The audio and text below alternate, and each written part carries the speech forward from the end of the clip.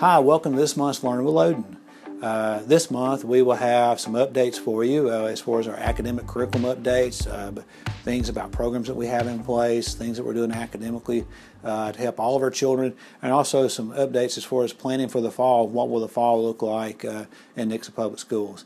Hope you enjoy this month's update. Well, hey everybody, welcome to our last Learning with Loden for the school year. We're really excited to kind of bring this year to a close, probably for more than one reason with everything that's gone on. But one thing that we've really been focusing on this year has been academics. I know throughout the school year we've really been worried about how our students are going to perform, how they're doing, and then all of the educational opportunities that we really focused on this year for our students. And so we're going to talk about those things today. And so I'm just going to kind of throw it here to our three guests with us for Learning with Loden. So we have Dr. Josh Chastain, Dr. Kevin Kopp, and Clay Hanna, who kind of head up all of our educational opportunities throughout the school district. And so, Mr. Hanna, we'll start off with you. I know we've had a lot of secondary stuff that's gone on this year and a lot of focus on that. So what have been maybe some of those successes that have come from the secondary schools this year? Okay, well, Zach, we feel like we've had a lot of success this year. One thing that we're proud of is our 2020 ACT scores increased from 2019. Our composite score went up to a 23.2, while our state score average went down. So not only did we improve from our past scores, but showed even greater improvement from what the state average was. So we're very pleased with that. We're also pleased with the different course offerings that we were able to offer our students virtually, as well as through our seated courses, and just feel that our kids have done a really good job this year. Our teachers have done a great job trying to make the best of unknown situation that we were experiencing this year. And I know the big focus throughout even the past couple years, but even this year, has been to kind of expand those kind of career opportunities or those vocational opportunities. How has that kind of been expanding over the past couple years? This is the second year that we've offered our Teaching Academy, which is a career ed focused related course. We continue to look at ways to have more students interested in the different vocational opportunities that OTC provides for us each year. Also, our GoCaps program that we partner with Springfield Schools that we have several students that participate in. So we're always looking at additional ways to provide students real-world experiences.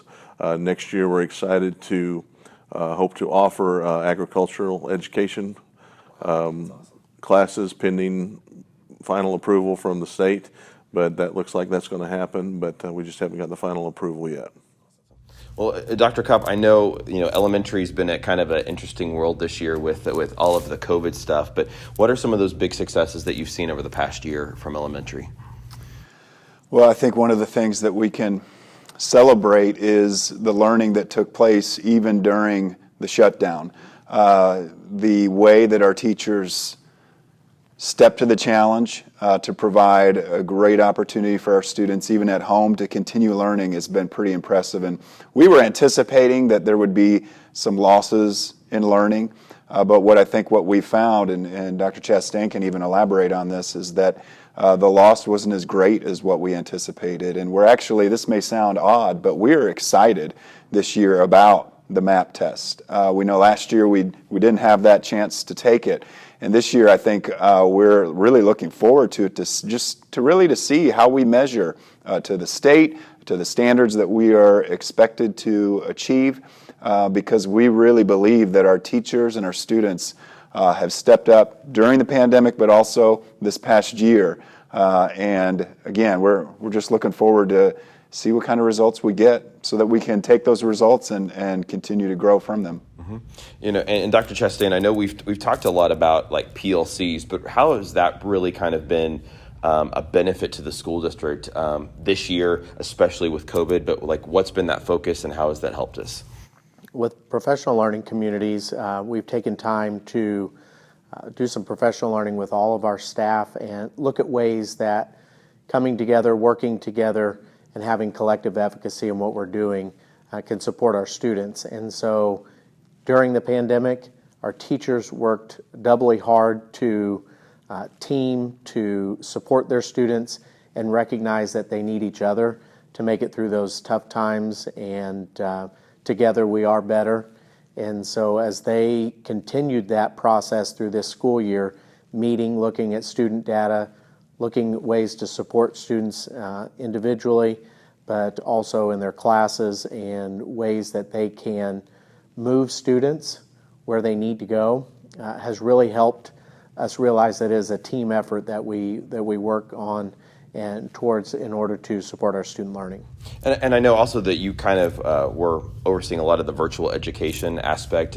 Like, what were some of those takeaways from those virtual education offerings that we can apply to the school year that we're going to keep and continue on, because they do really benefit the students?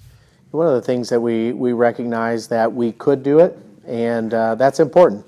We have had some offerings at our junior high and high school, and they've done a great job with that, and they continue to expand. So in recognition that we can have those classes, that our teachers can do that and support our students with the Nixa way that we do things is really nice for us to be able to move forward with in the future, continue with hybrid opportunities or full-time virtual for our secondary students, and then recognizing that we supported our kindergarten through sixth grade students very well.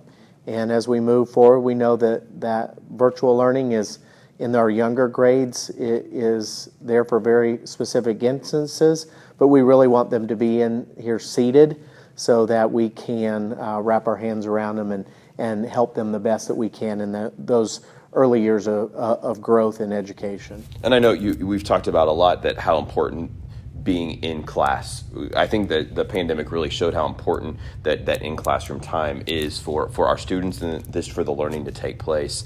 But our teachers have done a great job when that's not an option, just to say, well, we can't see you in person, but by golly, we're going to still provide learning opportunities there. Starting with 900 plus students in virtual and rounding out the year with a little over 450, we have been able to show that we can keep things clean, keep students in school, and that's helped us to provide safety for our parents, them knowing that it's okay to be back, but those students that are continuing to be virtual, we have to give them everything that we can. And building relationships is very important there, but we know when they're back in school, we know they're in a seated environment, they get the social interaction, and they also get that relationship building that our teachers are so good at doing. So, Mr. Annett, summer school is coming up. I can't believe it's almost summer. What is that going to look like this year? And for maybe those that just don't know what we kind of do in summer school, what is a good overview of that? Sure. Well, the good news is I think summer school is going, for the secondary level, is going to look similar to what it has in the past. Last year we were one of the first districts to really step out there and offer any seated school whatsoever through the pandemic, and we're really just going to continue and build on that this summer with I think pretty much what the summer school has normally been, with the same type of course offerings.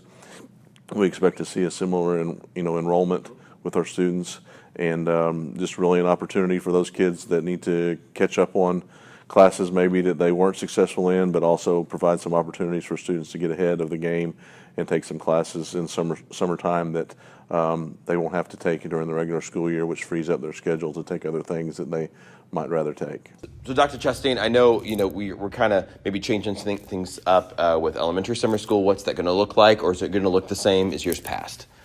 Yeah, so when we look at what we're offering for our elementary students, we're looking at students that are entering kindergarten all the way through entering sixth grade, and we are looking at a summer journeys course offering, which gives our students a little bit more of an exploratory opportunity in the summer. Our students will have some of their core classes in the morning and the afternoon, more like an elective class for all of our students to participate in, and all the way from cooking to rockets to robotics and adventure. And it is really going to be an opportunity for students to be really involved in their learning, and for it to be an exciting, adventurous time for them.